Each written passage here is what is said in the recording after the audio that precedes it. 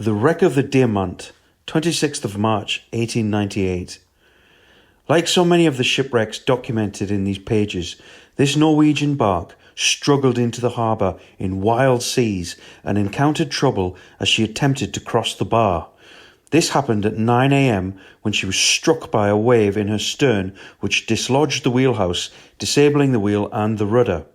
The ship then drifted and struck the Black Middens, while a large crowd had gathered to watch the drama unfold as waves repeatedly deluged the stranded wreck. A rocket line was soon put aboard, however, and all 8 of the Diamant's crew were brought to safety by the TVLB, with lifeboat crews and the Coast Guard standing by. The Diamant had embarked from the Shetlands during a lull in the weather and was carrying a cargo of pit props for the coal mines. Trade in this timber from Scandinavia was huge at the time, evidenced by the fact that the parkland behind the Royal Quays Marina today was originally a massive yard for their storage. On the same day, more damage was done to the North Pier, already completely breached in 2 places. The builders and the townsfolk surely now looked on this mammoth undertaking as a blighted endeavour. The Shields Daily News printed this beautifully written letter in praise of the Life Brigade, describing the episode as follows. The excitement which was aroused on Saturday morning when the guns of Medusa thundered forth the intelligence that a ship was in distress in an angry sea was a reminiscence of former experiences when there was even more danger at the mouth of the Tyne. The scene had a grandeur peculiar to itself. Swaying and tossing with the wind and the sea, the vessel and crew seemed to be marked as fresh victims of the storm, and the huge waves which continuously broke over the ship appeared to be greedy for human life. Eager but powerless to help, the lifeboats put off, but dared not risk approach amid the rocks which had the ship in its tenacious grip. In the background, if such a term may be used in connection with a seascape, great volumes of water were pouring through the shattered pier, and high in the air the white masses of spray were tossed, enveloping the lighthouse, and adding to the effect that was picturesque whilst it was awe-inspiring. Lifeboat, steamer and tug stood afar off, their crews doubtless chafing under the chagrin of impotence to help, though they were so near, and when the whizzing rocket sped over the vessel, there were many onlookers who felt thankful for the Life Brigade, while they feared that none could venture on deck while such enormous waves swept over her. A little suspense, and then a second rocket went straight to the deck, and with a celerity that was incredible whilst it was admirable, one by one the storm-tossed mariners were drawn safely to shore until everyone was saved.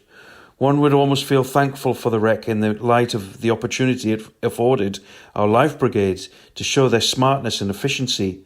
When once the rocket apparatus was fixed, a life was saved every minute, and spectators near at hand and in the distance were loud in their praise of the marvellous speed shown by our volunteer brigadesmen in bringing those who were in peril safe to land.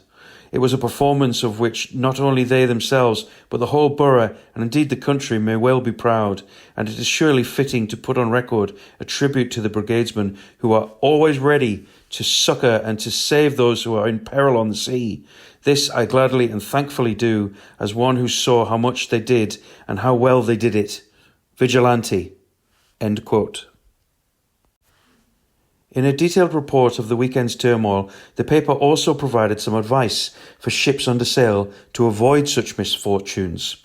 Quote, in an interview with a correspondent, Mr. J. Linklater of Tynemouth, who enjoys a worldwide reputation for his inventions in life-saving apparatus, etc., stated that in his opinion there would be fewer occurrences of the kind if the captains would carry more sail than they do in making the harbour in an easterly gale on an ebb tide. That is the mistake, he said, made by most foreigners when entering Shields Harbour. A sailing vessel must have the force of the wind behind her to contend against the outgoing tide, which runs very strongly round the edge of the Black Middens and the Battery Point. Providing no mishap occurs to the steering gear, a vessel is pretty safe to come in all right with a good spread of canvas. To give point to Mr. Linklater's remarks, it was observed that the bark, which came in before dusk on Saturday, had very little canvas spread, and any defect in the steering gear might easily have led to a repetition of the morning's exciting incidents. End quote. Thank you to Brigade Chairman and Historian John Wright and Steve Elwood at Tyne Snapper for their help in curating this information. The Tynemouth Volunteer Life Brigade needs support in order to continue their vital work keeping people safe on our shorelines. Please consider a donation to them.